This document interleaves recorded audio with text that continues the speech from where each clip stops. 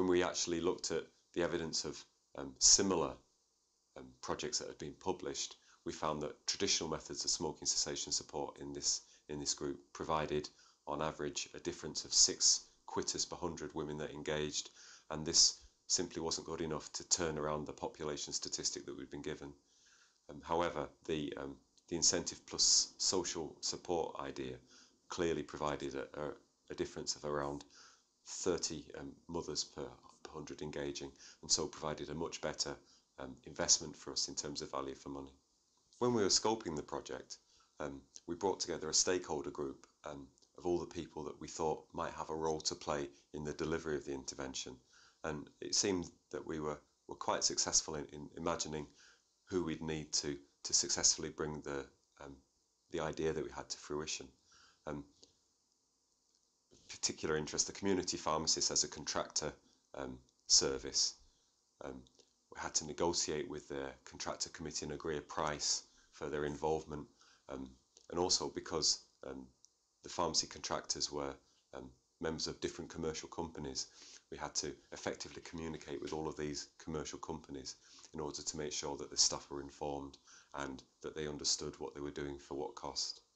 We wanted to understand how the smokers themselves, the pregnant women, would react to this offer of an incentive, and so we organised a whole series of focus groups to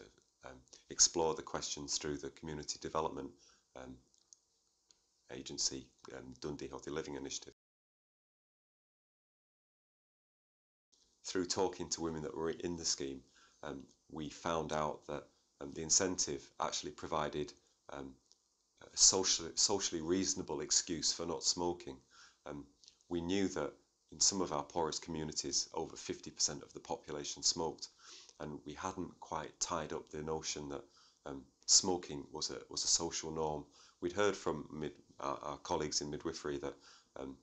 smoking was often thought to be beneficial. You know, the anecdotal stories about mothers and their daughters about if you smoke during pregnancy, you'll have a smaller baby and an easier birth. And we hadn't figured out that smoking was part of the social norm of behaviour that was expected, and that people within a close social group who didn't smoke during the pregnancy were setting themselves out as something different or special.